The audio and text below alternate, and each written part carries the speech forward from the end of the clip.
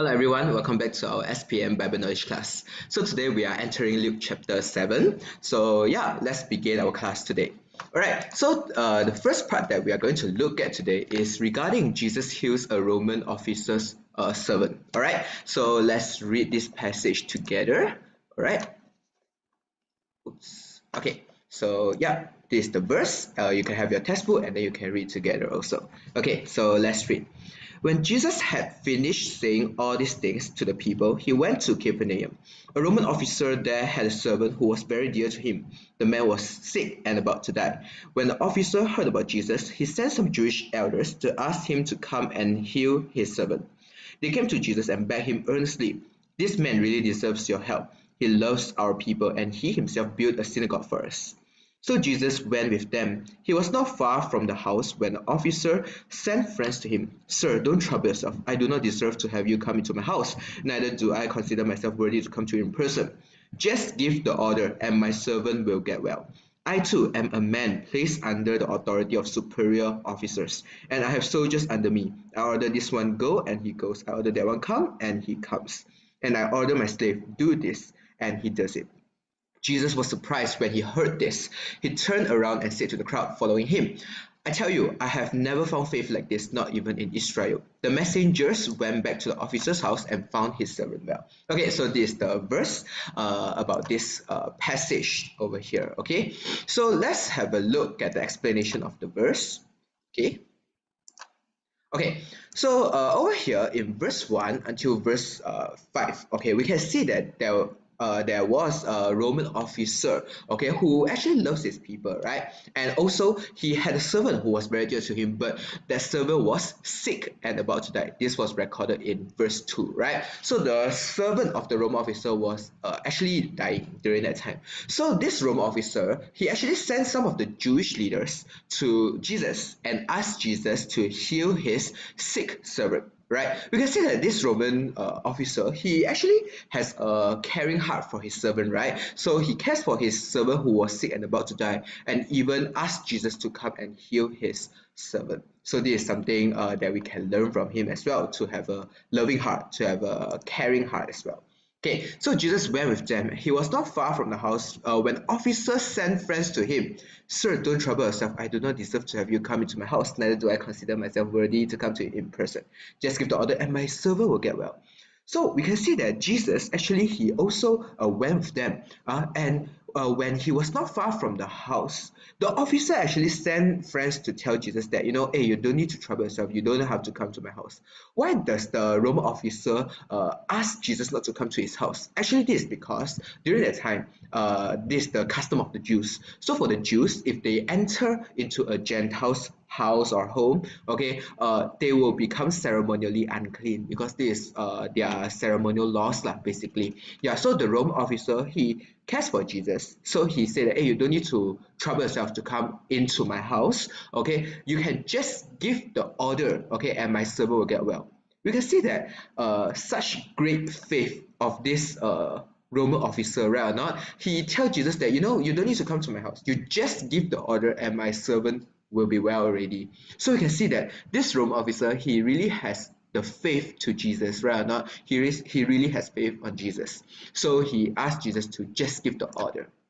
Okay, and continue, he said this, "I too am a man placed under authority of superior officers, and I have soldiers under me. I order this one go and he goes, I order that one comes and he comes, and I order my slave do this and he does it." So actually, what does this verse mean? Okay, so the Roman officer, actually he's telling Jesus, right? Yeah, he sends the people to tell Jesus, right? He says that, I am a man placed under superior officers, and I also have soldiers under me.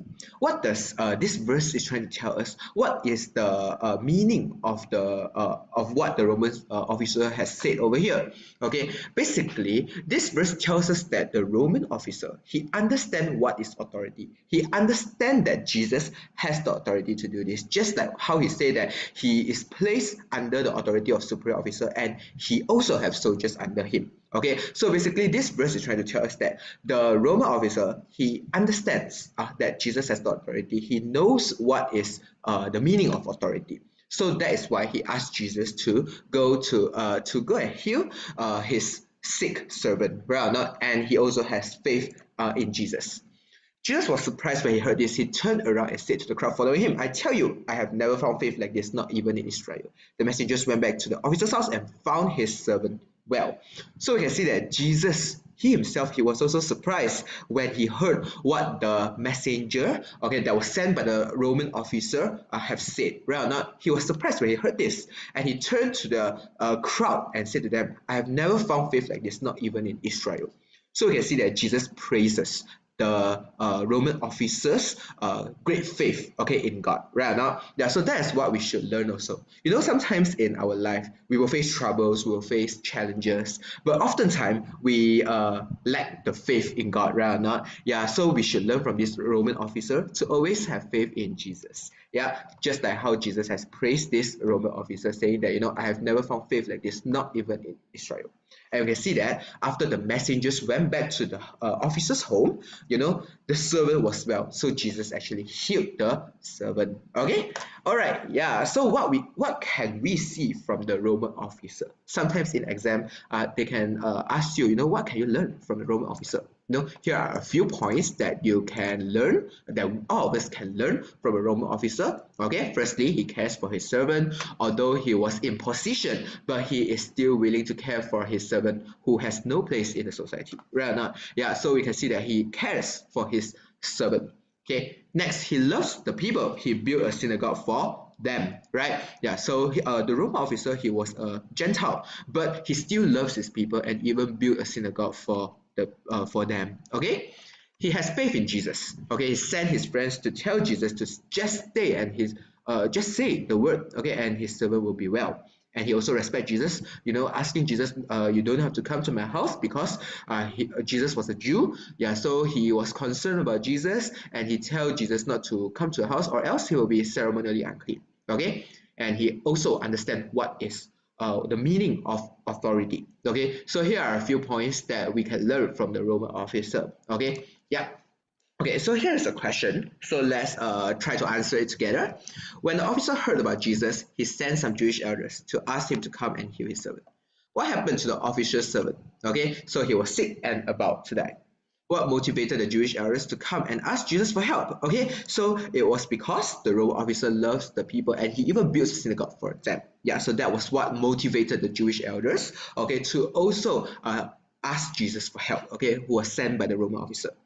What lesson did you learn through this incident? Okay, so this one is actually, there's no fixed answer. You can answer according to your own words.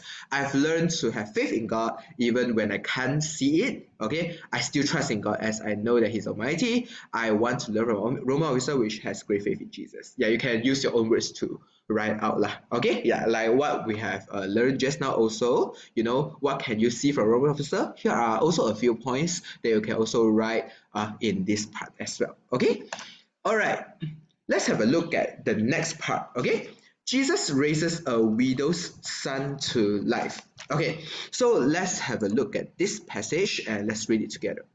Soon afterward, Jesus went into a town named Nain, accompanied by his disciples and a large crowd.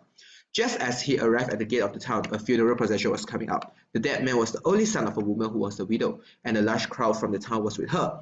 When the Lord saw her, his heart was filled with pity for her, and he said to her, "Don't cry." Then he walked over and touched the coffin, and the man carrying it stopped. Jesus said, "Young man, get up, I tell you." The dead man sat up and began to talk, and Jesus gave him back to his mother. They all were filled with fear and praised God. "A great prophet has appeared among us," they said. "God has come to save his people." This news about Jesus went out through all the country and the surrounding territory. Okay, yeah, so before we proceed, I just want you to highlight a few words over here. Firstly, highlight the word Nain. Okay, next, highlight touch the coffin. Okay, yeah, and yep, that's all. Okay, why do I want you to highlight is because normally if they ask this part in contest question, they will ask about these two things. All right, yeah, so we are going to look at it later. Okay, yeah, so let's look at it. So we can see that Jesus, after that, he went into a town named Nain. Okay, so actually this was the only passage in Luke, okay, that recorded about what happened in the town of Nain. So normally in exam, if they want to ask this part, they'll ask you, hey, where did this incident happen? Okay, you have to answer. The correct answer is Nain. All right, so that's why I want you guys to highlight it. Okay, accompanied by his disciples and a large crowd. Just as he arrived at the gate of the town, a funeral procession was coming out. The dead man was the only son of a woman who was a widow, and a large crowd from the town was with her. Okay, yeah, so we can see that when Jesus went into the town of Nain, there was a funeral was coming out, and the dead person, okay, was a man, okay, who was the only son of a widow. Okay, so let's look at some of the background. Okay, so so all of us, I believe we also know that women during those days, they have low social status, right or not? Yeah, so they actually depend on the man in the house, okay, to earn a living, right? Yeah, but we can see that in this incident, the woman was a widow, right? And her only son was also dead already. So we can see that she was very pitiful, right? It will be very, very difficult for her to earn a living because there's no male in the family. There's no male in his house and in her house anymore. So we can see that this is some of the background during those days. So it is very difficult for a woman to live during the time if they do not have a male in their family. Yeah, and we can see that this woman, her only son was also dead. So she must have had a very difficult life. Okay, so when the Lord saw her, his heart was filled with pity for her.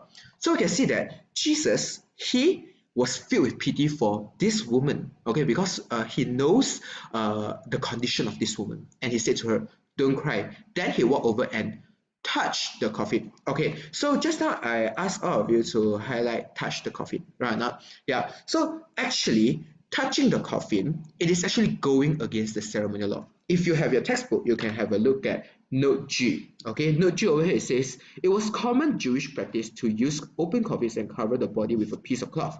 By touching the coffin, Jesus was again going against the ceremonial laws on ritual purity. Okay, yeah, so we can see that this actually tells us that Jesus, he goes against the ceremonial law during that time. Okay, we can see that in the past, like for example in Luke chapter 6, we have learned about the Sabbath law, right or not? Actually, during those days, they were not allowed to heal people on the Sabbath.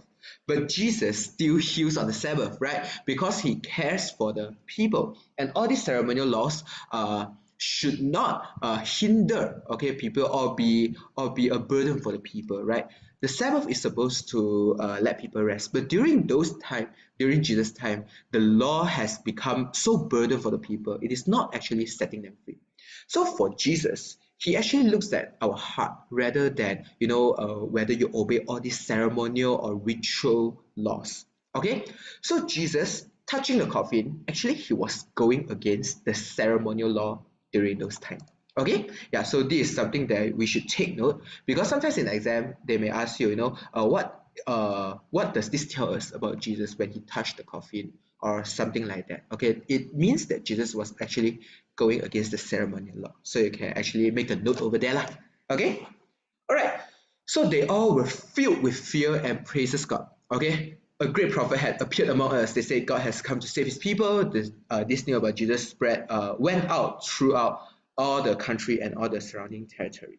All right, yeah. So we can see that the people, they actually recognized the hand of God in what had happened, and saw that Jesus as one of the great prophet that was sent by God. Yeah, but during that time, they still do not know that actually Jesus is the Son of God and the Messiah. And to add on to that, actually, like what we have learned previously, the Jews, they actually have the idea that the Messiah, okay, which is the chosen one, the Christ, okay, the Savior, okay, is going to be a political king which will overrule the Rome. Okay, so they do not have the idea that Jesus is going to die on the cross, okay, because their idea of the Messiah is a political king, okay, which is it's not someone who will die on the cross. All right, yeah, this is just to revise a little bit lah.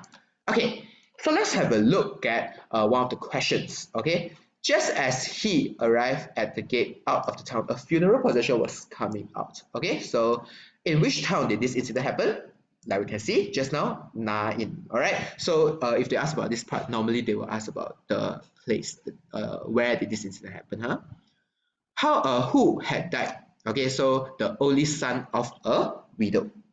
Mentioned two things that Jesus said. So Jesus said to a widow, don't cry. Then he walked over and touched the coffin, and the man carried stopped. And Jesus said, young man, get up, I tell you. So as long as you have written, don't cry, young man, get up, I tell you, you can get 2 marks.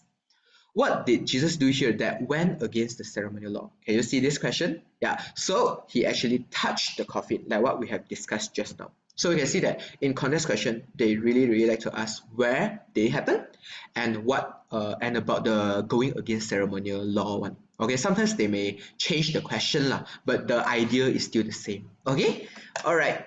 Okay, so today we are going to stop here. Okay, so hopefully you have learned something. Yeah, so if you have any questions, feel free to leave a comment down below. Okay, yeah, so I'll see you guys in my next class. Okay, bye bye.